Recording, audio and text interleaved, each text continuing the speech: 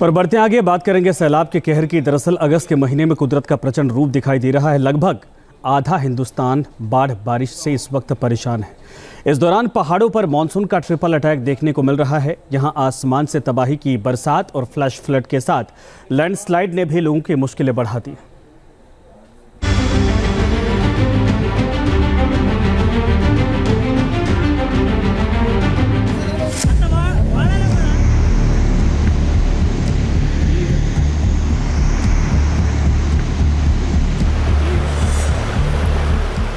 आधे हिंदुस्तान में सैलाब का प्रचंड प्रहार। हिमाचल में बादल फाड़ तबाही से हाहाकार। उत्तर के पहाड़ लैंडस्लाइड से परेशानी अपार।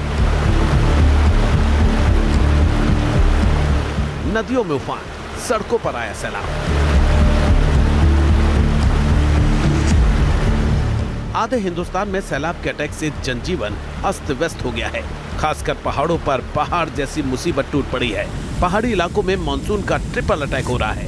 आसमान से आफत की बरसात हो रही है। नदियों में उफान है और लैंडस्लाइड ने भी लोगों की परेशानी बढ़ाई हुई है। दरअसल भारी बारिश की वजह से पहाड़ आफत में हैं और लगातार दरक रहे हैं।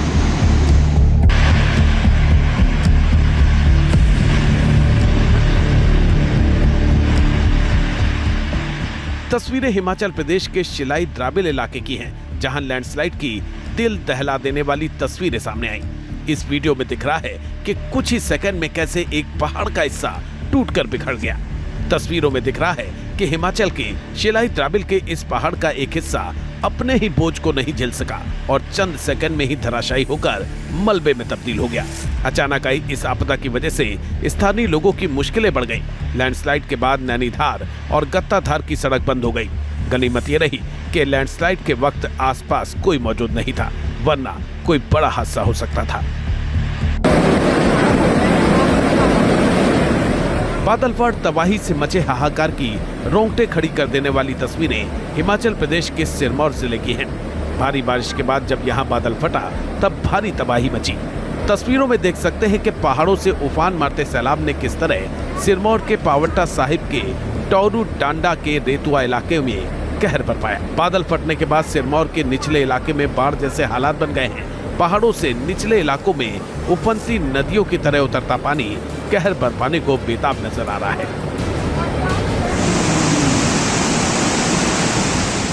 उधर देवभूमि उत्तराखंड के बागेश्वर में तेज बारिश के बाद सरयू नदी का पानी खतरे के संकेत देता दिखा। बीते 2 दिनों की भारी बारिश से उफान मारती सरयू नदी ने गोमती संगम घाट को डुबो दिया। इस बीच भारी बारिश और बाढ़ के खतरे को देखते हुए प्रशासन ने कपकोट ब्लॉक में सरयू नदी के किनारे बसे गांवों को खाली कराने को कहा है। प्रशासन ने नदी के किनारे रहने वालों से सुरक्षित जगहों पर जाने की अपील की है। बाढ़ बारिश के चलते कपकोट ब्लॉक के आधा दर्जन से ज्यादा गांवों का संपर्क बागेश्वर जिला मुख्यालय से कट गया है।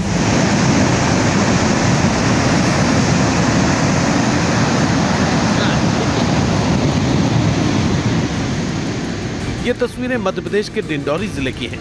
यहाँ मूसलाधार बारिश के बाद सड़कों पर नदी नालों का पानी उफान मारते हुए दरिया की तरह बहता दिखा।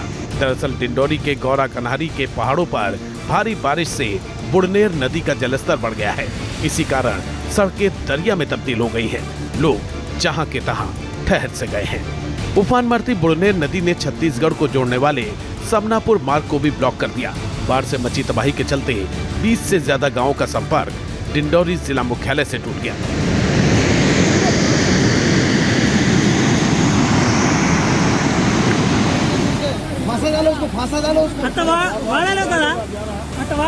महाराष्ट्र में भी बारिश का दौर जारी है और नदी नालों में उफान है। इस बीच नांदेड़ से आई इस तस्वीर को देखिए। एक बुजुर्ग सैलाब में फंसे हुए दिखाई दे रहे हैं। लहरों की रफ्तार तेज थी और बचने का कोई रास्ता नहीं दिख रहा था। हालांकि उनकी मदद को ग्रामीण सामने आए और बुजुर्ग को रस्सी के सहारे सैलाब से बाहर निकालने की कवायद शुरू हुई। काफी मशक्कत के बाद आखिरकार उन्हें रेस्क्यू कर लिया गया।